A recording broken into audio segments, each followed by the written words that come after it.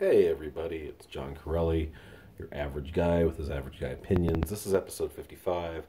If you were watching carefully, I kind of screwed up and I put a photo of me in India on episode 54, which was actually me talking about some cool stuff I've done. And so I'm going to talk about India now and hopefully get my shit together. But hey, I'm an average guy. Sometimes we do stupid shit. Yeah, I'd like to talk about India. It was a great trip. It was back in 2011. I got to go because the corporation I was working for, which is Digital Globe, which they basically do, they created Google Earth. They use satellite imagery and real cool technology to create things like Google Earth. When I was there for like 8 years, and I helped, we had government contracts where I mapped airfields for 7 of the 8 years I was there. It's very relaxing, easy work for the most part. And we did outsource to a couple of Indian companies. It's actually a contractual thing you have to do with the government because they have to take some cost-cutting measures, and one of those is outsourcing to India. I'm the Italian they outsource to. Ha ha ha. Anyway, so I got to go. It was a crazy way that this trip fell into my lap. One guy was supposed to go, and he quit. He just stopped working for us and put in his 2 weeks, and so they're like, okay. And then the next person that was eligible to go was a single white female. Well, she's not single, she's married, but she would have been a traveling single white female. And unfortunately, she was really nervous about that, being in a foreign land with, a lot of people that probably don't speak English, but a lot of them do. But that made her nervous. I almost begged her. I was like, go. This is a hell of an opportunity to go to India. You're going to be safe. You're going to be in a corporate environment. They walk you everywhere. And they told us this before we went. She's just like, it's not good enough for me. And then it fell to me. So I went. I was like, yeah, paid trip to India.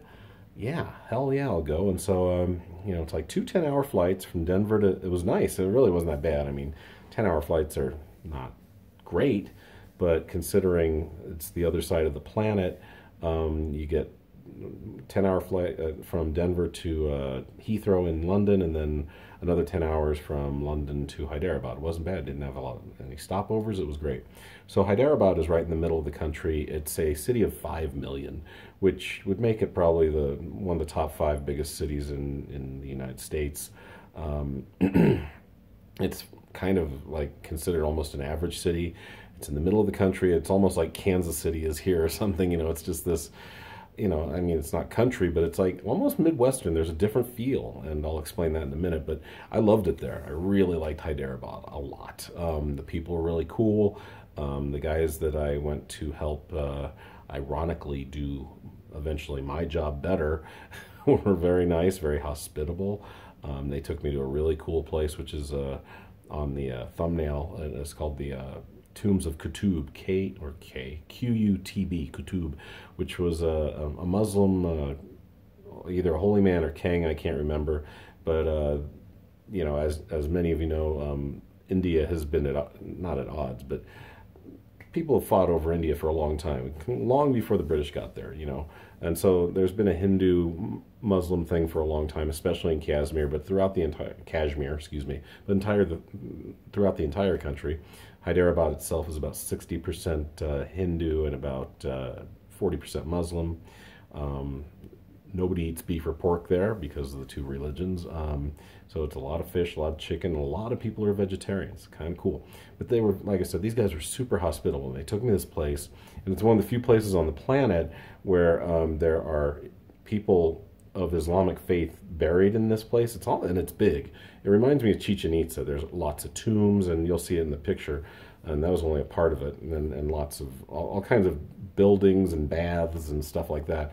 But they were done in an architectural style that was mostly Hindu, and an artistic style that was mostly Hindu. But it's all like Muslims that are buried there, clerics and stuff. Like I said, maybe a king. I can't remember exactly who's buried there, but it's really cool. And it was nice. And there's lots of courtyards there, and people were playing soccer. It's just a place for people not only to visit and maybe pay respects or treat as a tour, but also just people were there relaxing like it's a park. It was really neat. And then there was another place I went to. It was a fort, and unfortunately I can't remember the fort, and it probably had something to do with, I'm guessing, Muslim versus Hindu conflicts, but I could be wrong about that. But some king erected a fort 1,000 years ago, and it almost had like a Great Wall of China feel to it. I mean, there were a lot of walls and paths, and just, it was very intricate, overgrown because it's centuries old, but that was really cool. Those guys were very nice. Like I said, they took me to restaurants every night. It was all, they paid for everything. I hope it was the company. I hope it wasn't them paying personally. It was also cool because it was early September, and it was the festival of Ganesh. And Ganesh is the elephant-headed god. I forgot what Ganesh represents, but there's a whole story behind Ganesh. I've heard it before, but I'll spare you. But it was really cool. People were banging drums and having little parades and parties the entire time I was there. So that was really cool. They dumped like millions of elephant heads into bodies of water there, and that's kind of terrible. I think that can't be good for the environment, but that's what they do. Yeah, and then that was my first 4 days out of the 9 there. In the the 5th day was a travel day from Hyderabad to Mumbai. Went to Mumbai, and Mumbai is a completely different vibe. If Hyderabad is Kansas City or Des Moines, Mumbai is New York, except 3 times bigger. Mumbai has 20 million people, or at least twice as big as New York, depending on what numbers you see. But it is a massive, massive city, and very much like New York, you see, the height of wealth and power, and the saddest and loneliest and poorest of homeless people.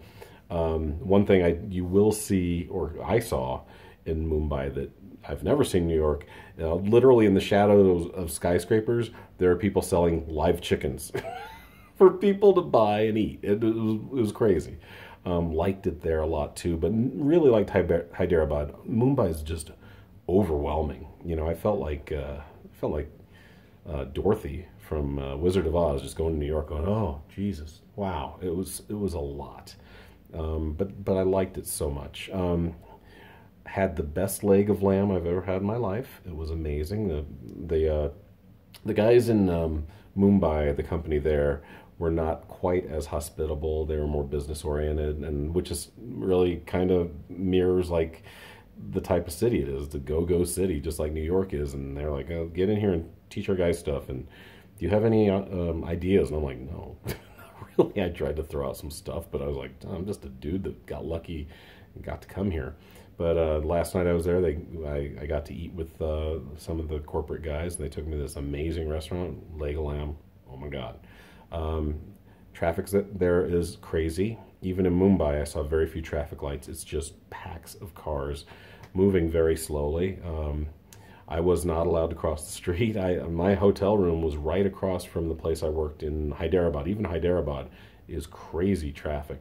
It's very slow because there's so many people, but it's always moving because there are no traffic lights.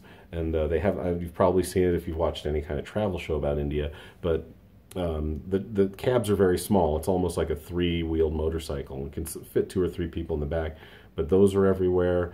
But they drove across the street and got me, and drove back across to the place where I was training those guys, because they're like, "No, if you try to cross this, you don't live here, you'll get run over. You'll only get run over at 5 miles an hour, but then you'll get run over by another 100 people at 5 miles an hour, and you'll die." But no, it was great. So that was basically my trip to India. Most of what I remember about it. Like I said, I was just about to turn 44 when that happened, so not like I was at a party or anything. Plus a 20-hour flight kind of kicks you in the ass. So I got there. Was a little worn out, but then really had a great time. And I suggest, if you ever have the chance, you go. I had no problems being an American. I had no problems being white that I could see. Everyone seemed to be fine with me. I was fine with them. Oh, another thing that was unusual is, like, you'd see, because the cow is sacred there. There are cows just walking along the street. I want to see a cow here, I got to probably go to a farm. Not in India. They are just, it's the weirdest thing. You like, all of a sudden the streets are paved, then they're dirt, and then there's just cows just walking around because they're not getting killed. So there you go. I probably could have done a better synopsis, but I just want to get this one done. And I'll talk in my next episode about one more cool thing I've done, and then I'll probably get back to political stuff, or at least opinions on something topical. All right, thanks, guys. That's episode number 55. Talk soon. Bye.